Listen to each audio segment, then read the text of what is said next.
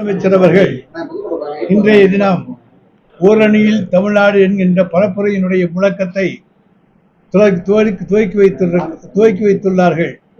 அதன் தொடர்ச்சியாக இன்றைக்கு தமிழ்நாட்டினுடைய மண், மானம், வீரம், கலாச்சாரம், மொழி இவற்றை காத்திட தமிழ்நாட்டிலே இருக்கக்கூடிய ஒவ்வொரு குடும்பத்தையும் ஒன்றிணைக்கின்ற வகையிலே இன்றைக்கு திராவிட முன்னேற்றக் கழகம் முன்னெடுத்திருக்கின்ற ஒரு பரப்புரை தான் ஓரணியில் தமிழ்நாடு என்கின்ற இந்த பரப்புரையாகும்.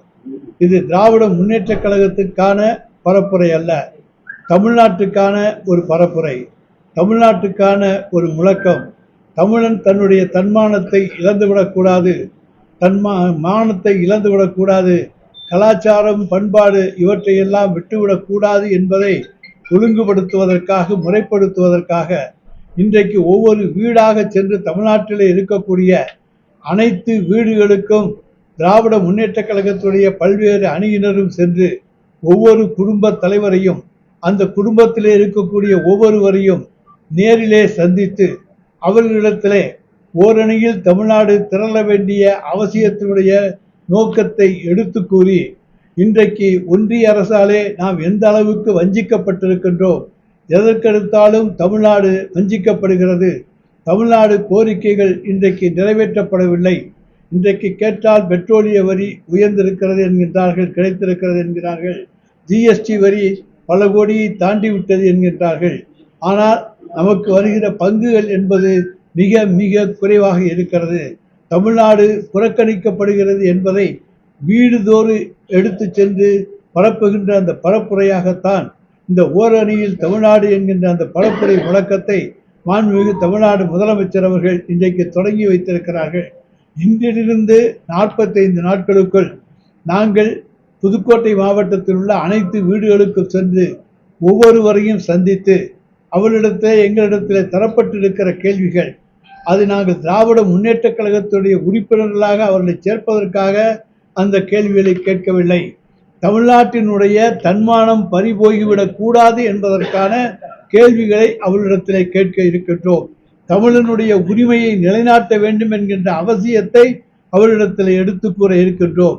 இது திராவிட முன்னேற்றக் கழகத்துக்கு உறுப்பினர்களை சேர்க்கின்ற பணி மட்டுமல்ல, தமிழன் ஒவ்வொருவரும் தன்னை புரிந்து கொள்ள வேண்டும், எந்த அளவுக்கு தமிழ்நாடு புறக்கணிக்கப்படுகிறது என்பதை அவர்களிடத்திலே நேரிலே சென்று எடுத்து கூறி, அதன் மூலமாக அவர்கள் தாமாகவே முன்வந்து நாங்கள் திராவிட முன்னேற்றக் கழகத்திலே உறுப்பினராக இருக்கிறோம், தலைவர் தளபதி ஒருவர்தான் தமிழ்நாட்டை காக்கக்கூடிய ஒரே தலைவர் என்பதை அவர்களை உணரச் செய்து ஓரணியில் தமிழ்நாட்டை ஒன்று சேர்ப்பது என்பது எங்களுடைய தலையாய பணி.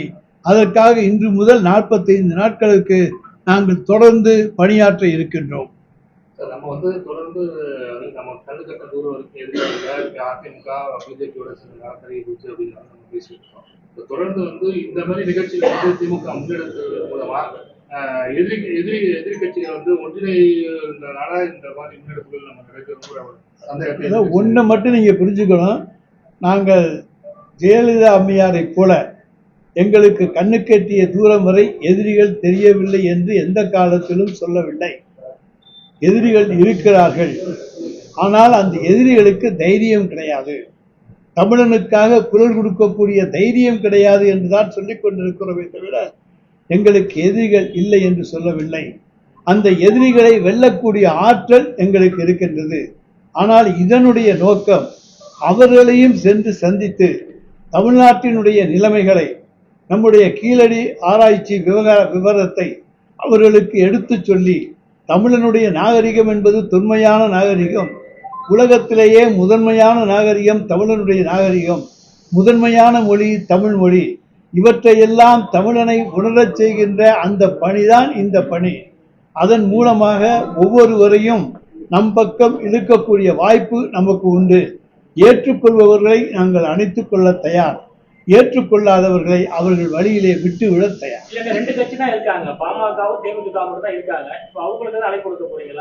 நாங்கள் அண்ணா திராவிட முன்னேற்ற கழகத்தையும் பார்க்க போகிறோம், பாஜகவையும் பார்க்க போகிறோம், பாமகவையும் பார்க்க போகிறோம், தேமுதிகவையும் பார்க்க போகிறோம், மற்ற கட்சிகளையும் பார்க்க போகின்றோம். எனவே எல்லோரையும் சந்தித்து எடுத்து சொல்ல போகிறோம். ஏற்றுக்கொள்பவர்களை நாங்கள் ஏற்றுக்கொள்ள தயார்.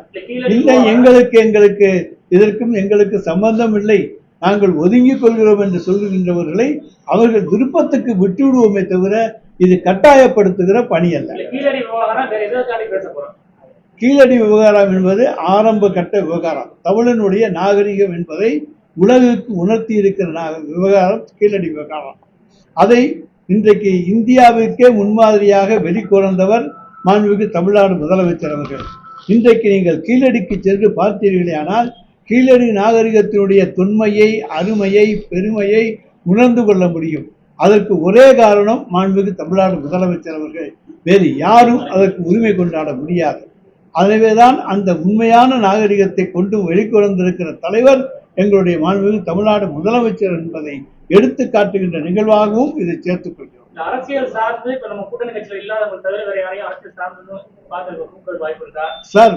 பொதுமக்களை சந்திக்கின்றோம், அரசியல் சார்பு உள்ளவர்களை சந்திக்கின்றோம், அனைவரையும் சந்திக்கின்றோம். இவரை சந்திக்கவில்லை, அவரை சந்திக்கவில்லை என்று யாரையும் விட்டுவிடவில்லை. 100 பேர் ஒரு இடத்தில் இருக்கின்றார்கள் என்று சொன்னால் 100 பேரையும் சந்திக்க வேண்டும். அவர்களிடத்திலே எங்கள் கருத்துக்களை சொல்லுகின்ற உரிமை எங்களுக்கு உண்டு. ஏற்றுக்கொள்வதும் கொள்ளாததும் அவர்களுடைய உரிமை. அதிலே நாங்கள் தலையிடவில்லை.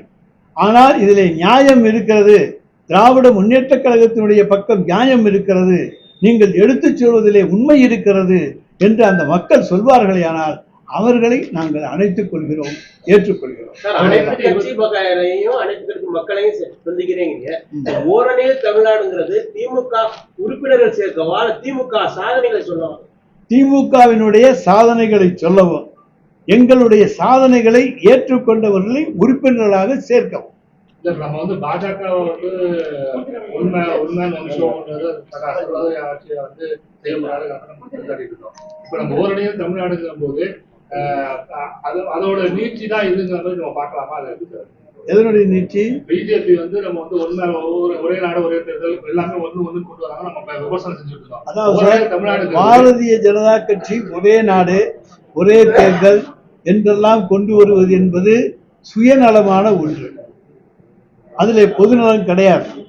இந்தியாவில் இருக்கக்கூடிய எல்லா மாநிலங்களுக்கும் பொதுவான நாகரிகம் கிடையாது, பொதுவான கலாச்சாரம் கிடையாது, பொதுவான மொழி கிடையாது. எனவே ஒவ்வொன்றிலும் நாம் வேறுபட்டு இருக்கின்றோம். வேற்றுமையில் ஒற்றுமை, அதுதான் இந்தியா. அதுதான் இந்தியாவினுடைய மிகப்பெரிய வலிமை, பெருமை. எனவே அதை நாங்கள் முன்னிறுத்தவில்லை. அது நமக்கு சொந்தமான ஒன்று. நாங்கள் இங்கே தமிழனுடைய நாகரிகம், இது நமக்கு சொந்தமானது.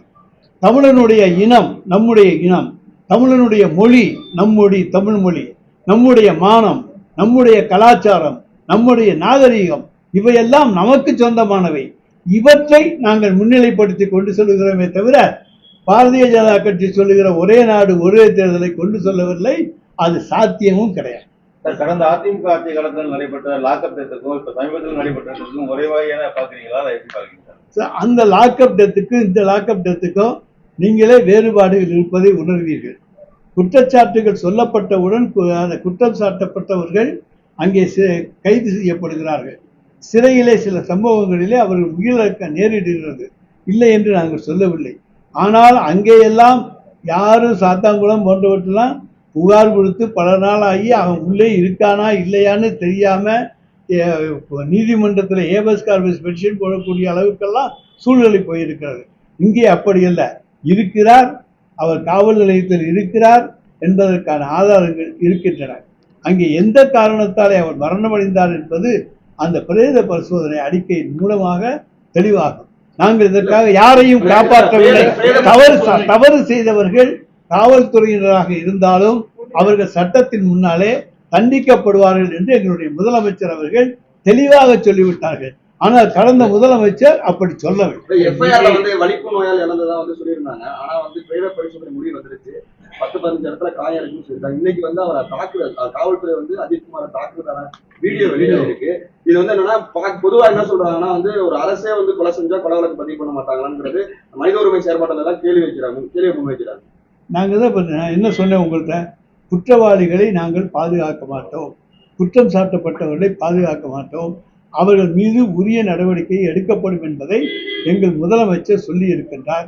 எனவே இந்த பிரேத பரிசோதனை அறிக்கையின் அடிப்படையிலே அடுத்த கட்ட நடவடிக்கையை அரசு மேற்கொள்ளும்.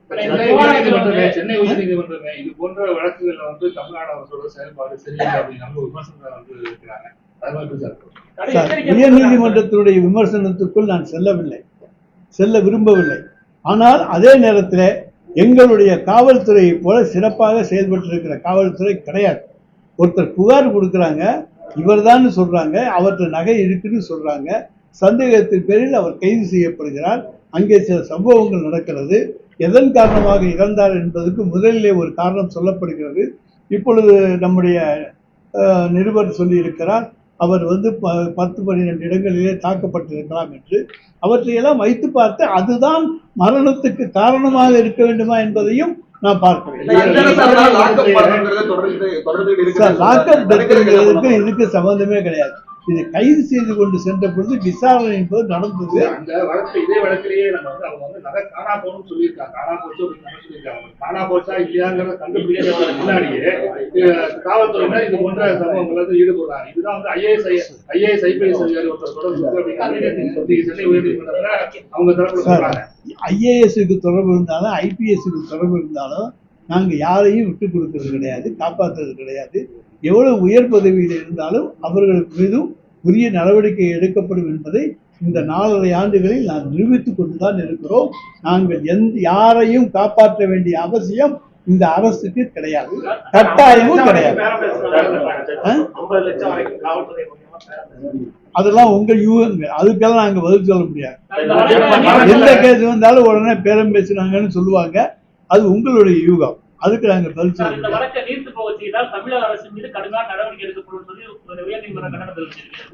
சார், நீர்த்து போச்சு முதல் நாள் நடந்திருக்கு. இப்ப வந்து அடுத்த கட்ட நடவடிக்கை நடக்க போகுது. நீர்த்து போக செய்யறதுக்கு என்ன வேலை இருக்கு? இப்படித்தான் அண்ணா பல்கலைக்கழக சம்பவத்துல சொன்னீங்க, நீர்த்து போயிடும், ஒன்று இருக்காதுன்னு சொல்லி 5 மாதத்துல நாங்க தண்டனை வாங்கி கொடுத்துருக்கோம். அதே போல இதையும் 5 மாதம் 6 மாதத்துக்குள்ள தண்டனை வாங்கி கொடுத்து நீதிமன்றத்தில் இந்த அரசு சிறந்த அரசு என்கின்ற பாராட்டுதலை நாங்கள் நிச்சயம் பெறுவோம். காவலர்களுக்கான பணி ஓய்வு அந்த ஒரு மன இறுக்கத்தில் இருக்காங்க, அவங்களுக்கு காவலர் பற்றாக்குறை இருக்கு. காவலர்கள் இன்றைக்கு இருக்கக்கூடிய முந்தைய ஆட்சிகளில் இருந்ததை விட எங்களுடைய காவலர் எண்ணிக்கை கூடத்தான் இருக்கு. இன்னும் புதிதாக நாங்கள் காவலர்களை தேர்ந்தெடுத்து கொண்டுதான் இருக்கிறோம், பயிற்சி கொடுத்து கொண்டுதான் இருக்கிறோம். மக்கள் தொகையும் கூடுகிறது, காவலர் எண்ணிக்கையும் கூடிக்கொண்டிருக்கிறது. எனவே நிச்சயமாக அவர்களுக்கு அழுத்தம் இருக்கக்கூடாது என்பதற்கு தேவையான வசதி வாய்ப்புகளை அவர்களுக்கு நாங்கள் உருவாக்கி தந்து கொண்டிருக்கின்றோம். கடந்த காலங்களில் சாத்தாங்குளம் வழக்கு தொடர்பாக அதிமுக பொதுச் செயலாளர் எடப்பாடி பழனிசாமி கடுமையான விமர்சனம் எதிர்க்கிறதால சாத்தாங்குளம் வழக்கு அந்த உதாரணத்தை சொல்ல முடியாத கட்டத்துக்கு திமுக உள்ள இருக்கிற மூலமா சாத்தாங்குளத்துல அப்பா மக 2 பேரையும் அடிச்சே கொண்டு இருக்காங்க. அது வேறு விவகாரம், இந்த விவகாரம் வேறு. எனவே சாத்தான்குளம் பழனிசாமி என்பது என்றைக்குமே மறக்க முடியாத, மாற்ற முடியாத ஒன்று. இது திருப்புவனம் சம்பவம் என்பது தற்செயலாக நிகழ்ந்திருக்கிறது. அதற்கு அடிப்படை காரணங்களை நாங்கள் கண்டுபிடித்து அதே மாதிரி இந்த பத்திரிகைகள் சந்திப்பு இப்போ நீதிமன்றத்தில் அஜித் குமார் நடந்துட்டு இருக்கு. இதை திசை திருப்ப திமுக கவப்பேர் ஏற்படுறத இந்த திடீர் சந்திப்பு தமிழ்நாடு மூலம் நடக்கிற ஒரு குற்றச்சாட்டு கிடையாது. இது ஏற்கனவே ஒரு 4 நாட்களுக்கு முன்னாலேயே திட்டமிடப்பட்ட ஒன்று. ஜூலை 1ஆம் தேதி அன்றைக்கு மாண்புமிகு முதலமைச்சர் அவர்கள் காலையில் பத்திரிகை நிருபர்களை சந்திப்பார்கள். பிறகு அந்தந்த மாவட்டங்களிலே மாவட்ட பொறுப்பு அமைச்சரும் மாவட்ட செயலாளர்களும் பத்திரிகையாளர்களை சந்தித்து ஓரணியில் தமிழ்நாடு என்பதனுடைய அந்த நம்முடைய ஓரணியில் தமிழ்நாடு என்கின்ற அந்த பிரச்சாரத்தை முன்னெடுத்து செல்வதற்கான விளக்கத்தை பத்திரிகையாளர்களுக்கு சொல்ல வேண்டும் என்பதற்காக இந்த சந்திப்பு 3 நாட்களுக்கு முன்னாலேயே எங்களுக்கு தகவல் தரப்பட்டிருக்கிறது. எனவே இது வந்து இந்த திருப்புவனம் சம்பவத்துக்கான பத்திரிகையாளர் சந்திப்பு அல்ல. அப்படி ஒரு சந்திப்பை நாங்கள் நகர்த்த வேண்டும் என்று சொல்ல எல்லாரும் கூட்டியில் எங்கேயாச்சும் ஒரு இடத்துல காலையிலே சொல்லியிருக்கலாம். இது இன்றைக்கு 2 மணிக்கு மேல் உங்களை எல்லாம் சந்தித்து விளக்க வேண்டும் என்பது மாண்புமிகு தமிழ்நாடு முதலமைச்சருடைய உத்தரவு. இன்றைக்கு இது தமிழ்நாட்டுக்கு பலம் சேர்க்கக்கூடிய ஒன்று. அதை அனைவரும் அனைத்து தரப்புக்கும் கொண்டு சேர்க்க வேண்டும் என்பதற்காகத்தான் இந்த பத்திரிகையாளர் சந்திப்பையே வைத்திருக்கின்றோம், ஊடகவியாளர் சந்திப்பையே. காரணம் இது சுலபமாக மக்களை சென்றடையும் என்பதற்காக. நாங்கள் ஒரு கூட்டம் போட்டு 1000 பேருக்கு சொல்வதை விட 100 பத்திரிகையாளர்களிடத்தில் சொல்லுகிற செய்தி பல லட்சம் பேருக்கு போய் சேரும் என்கின்ற அந்த உன்னத நோக்கத்தோடு தான் உங்களை சந்தித்து ஓரணியில் தமிழ்நாட்டினுடைய சிறப்பை எடுத்து சொல்லுங்க. நீங்க நடவடிக்கை எடுத்துட்டு இருக்கீங்க. இந்த சூழ்நிலை அதிமுக சமூகம் நடந்துன்னு சொல்றீங்க. இது வந்து காவல்துறை மேல நம்பிக்கையில்லாத சூழ்நிலை சார். காவல்துறை மேல நம்பிக்கை இல்லைன்னு சொல்லிட்டு நம்ம நாட்டில் இருக்க முடியாது. எல்லா காவல்துறையும் சிறப்பாகத்தான் செயல்பட்டுக் கொண்டிருக்கிறார்கள். இன்றைக்கு பாதுகாப்போடு தான் எல்லோரும் இருக்கின்றோம். அங்கொன்றும் இங்கொன்றும் தவறுகள் நடந்திருக்கின்றன. திருப்போணம் சம்பவம் என்பது உண்மையிலே துரதிருஷ்டமான ஒன்று.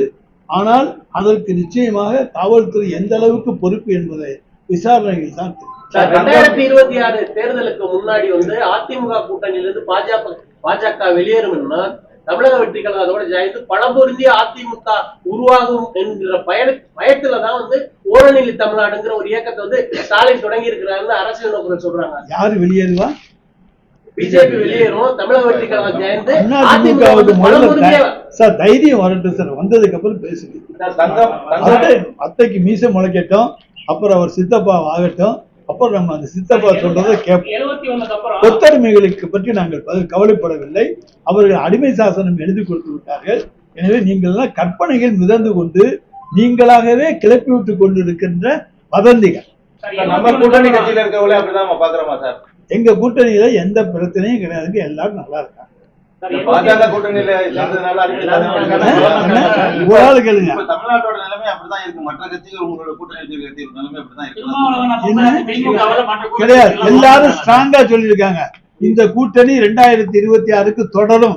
இது எல்லா கட்சிகளும் எங்களுடைய தோழமை கட்சிகள் சொல்லி இருக்கிற உறுதிமொழி. இதுல யாரும் பிரிக்க முடியாது.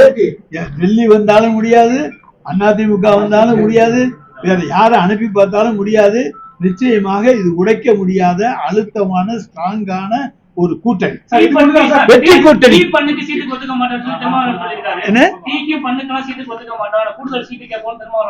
சார் எல்லாருக்கும் கருத்து சொல்ற உரிமை உண்டு, சொல்லியிருக்காங்க. 71 அப்புறம் திமுக 2வது முறை தொடர்ந்து ஆட்சியில் வந்ததில்லைன்னு சொல்றாங்க. இப்ப நான் தான் சொல்றேன், ஏற்கனவே தளபதிக்கு கட்டம் சரியில்லைன்னு சொன்னாங்க. 2021 ஆட்சிக்கு வர முடியாது, அவருக்கு முதலமைச்சர் ஆவதற்கான கட்டம் சரியில்லை என்றார்கள். அந்த கட்டம் சரியில்லை என்று சொன்னவருடைய கட்டம் தான் சரியில்லா போச்சே தவிர நாங்க ஆட்சிக்கு வந்துட்டோம். எங்க கட்டம் எங்களுக்கு எப்படி இருக்குன்னு நல்லா தெரியும். மக்கள்கிட்ட தான் கட்டம் இருக்கே தவிர ஜாதக கட்டங்களை நாங்கள் பார்ப்பது கிடையாது, ஜோசியம் பார்ப்பது கிடையாது. மக்கள் மனதை பார்க்கின்றோம், மக்கள் மனதிலே நாங்கள் வீற்றிருக்கிறோம். 2026 தளபதி 2வது முறையாக நிச்சயமாக ஆட்சி பொறுப்பை ஏற்பார். முடிந்த வரைக்கும் இதே மே 7ஆம் தேதி ஏற்க சொல்லி நாங்க எல்லாம் கும்பிடுவோம் சார். அதை பத்தியெல்லாம் எங்களுடைய தலைமை தான் முடிவு செய்யும். அதுக்கெல்லாம் கருத்து என்ன கிடையாது.